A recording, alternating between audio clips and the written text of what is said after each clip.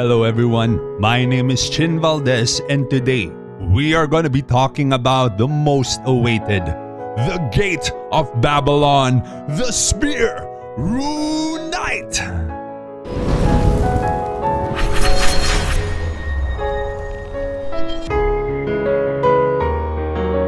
So I haven't actually built my own spear build just yet. So with us tonight is my friend Chichay's Rune Knight. So thank you very much Chichay for lending me your account without your permission. And so he doesn't know that we're using his account. He's actually playing basketball right now.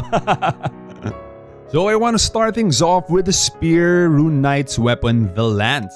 So at Refine +6, your 100 spears and Rain of Spears inherit 70% of your crit. So your skills will actually be able to crit, but only 70% of your crit stat. And at +15, your Rain of Spears deals 3% increased damage on each consecutive hit. But when your Dragon Scion is activated, this effect is increased to 5% per consecutive hit. So if I'm not mistaken, Rain of Spears hits for a total of 15 times. So at the final hit of your Rain of Spears, you'd have around 75% damage bonus. So for the armor set, we're using the King of Resentment. So we get crit damage for every 20 agility that you have, as well as a lot of melee physical damage, strength, crit damage, some luck, some more strength, more physical attack, just a lot of things that you would want on your Spear Rune Knight.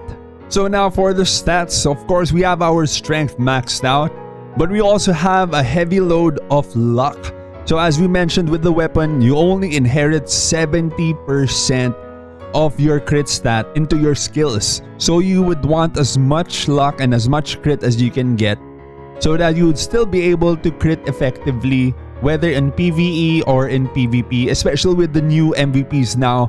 The Aldebaran MVPs, they have really big crit res. So you would want as much crit as you could get, and the rest goes into agility.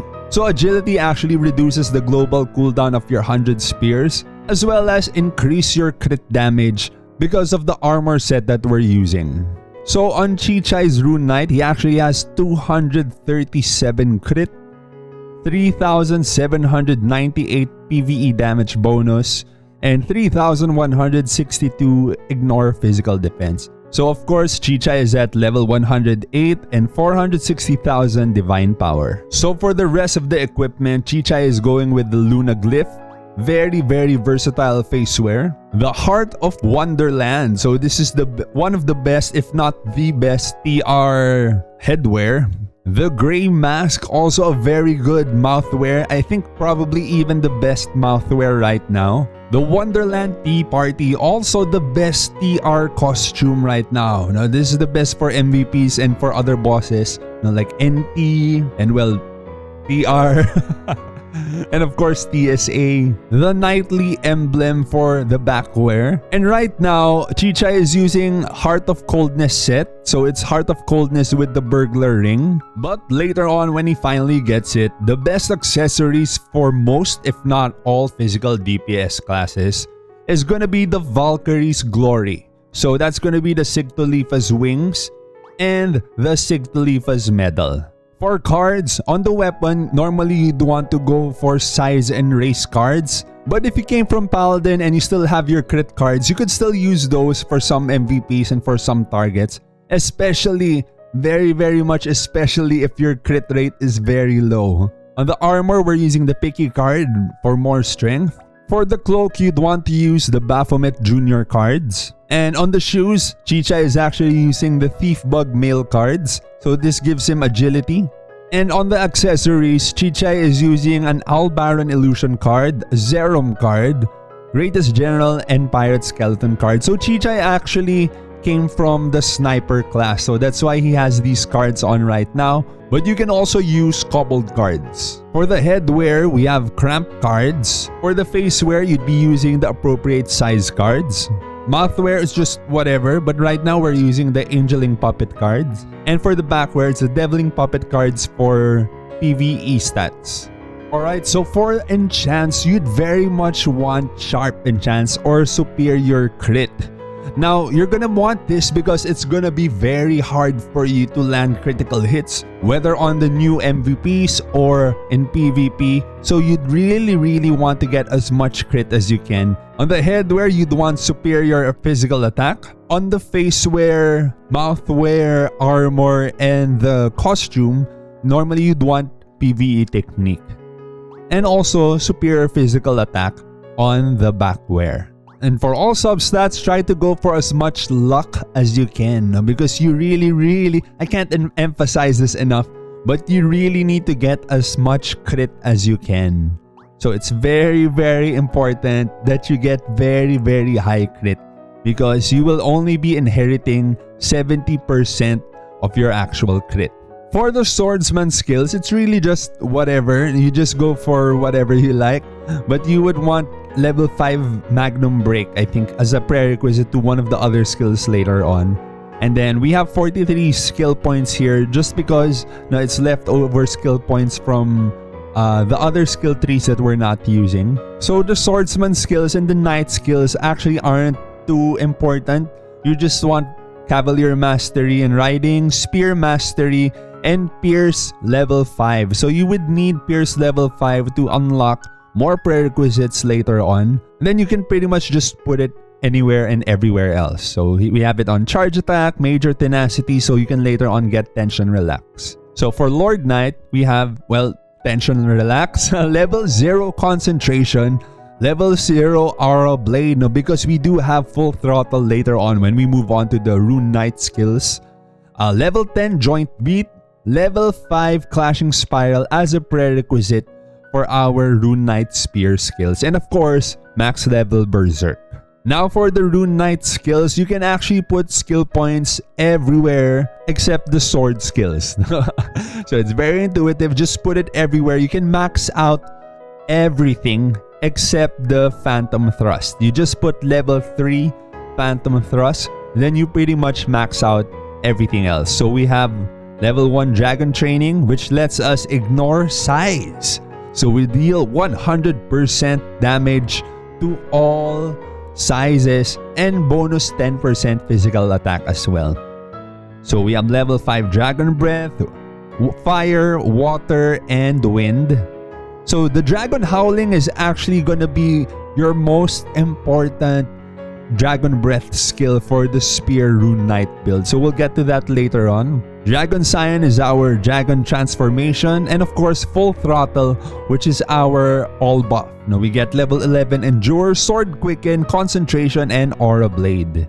So we have level 3 Phantom Thrust as a prerequisite for 100 Spears, which is gonna be our spammable skill. And max level Rain of Spears, which is gonna be our main damage skill. And so before we move forward, we really need to get this out of the way. So it's very important that you get this Nexus Engine talent called Dragon Howling. So what Dragon Howling does is your Wind Dragon Breath increases the damage of your Phantom Thrust, 100 Spears, and Rain of Spears by 100%. So it pretty much doubles your damage right after you use Dragon Howling.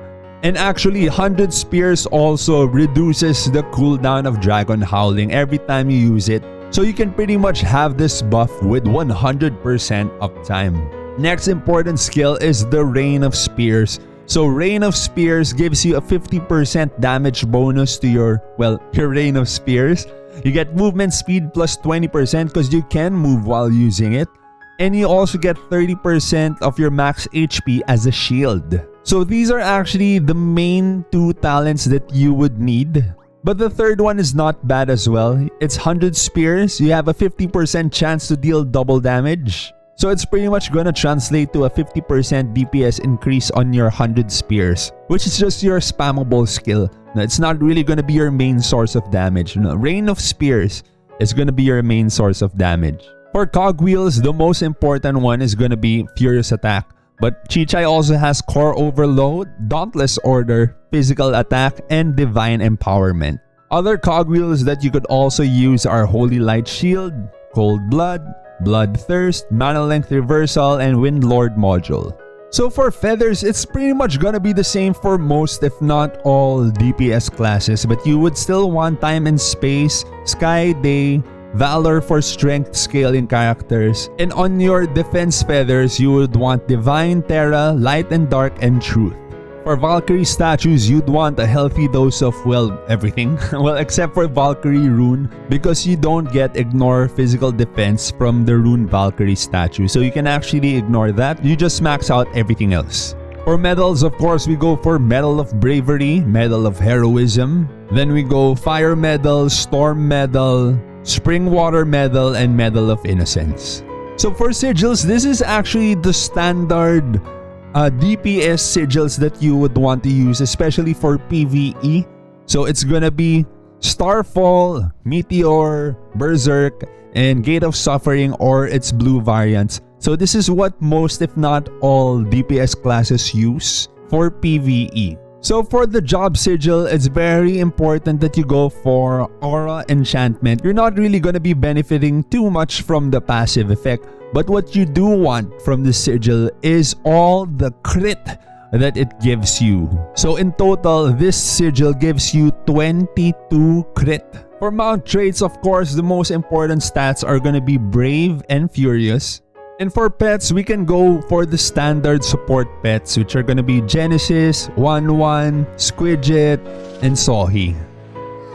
For Emir's tier, the first one is the skill that actually allows your Phantom Thrust, 100 Spears, and Rain of Spears to reduce Dragon Howling cooldown by 1 second. So basically, all your spear skills will be reducing Dragon Howling cooldown by 1 second.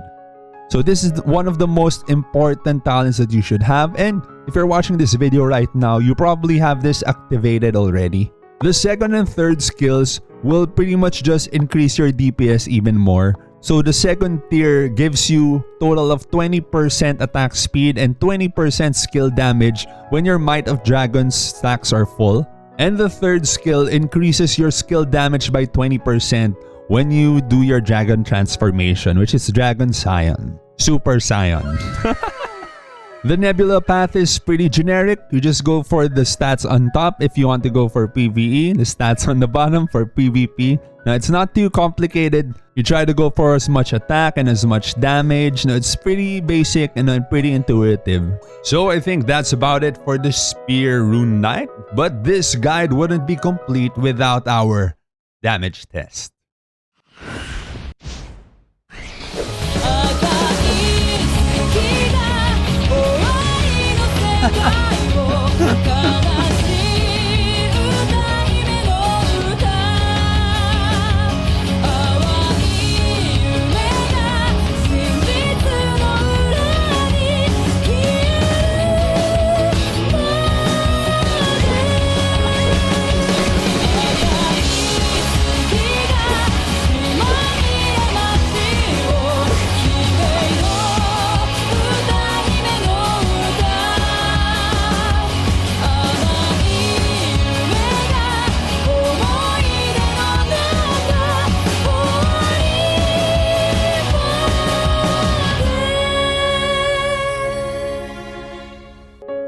If you enjoy the content or you want to see more of our Rune Knight, consider liking and subscribing.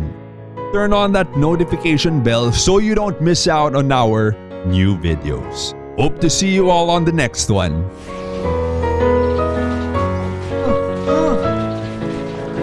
Shit, 3.9M.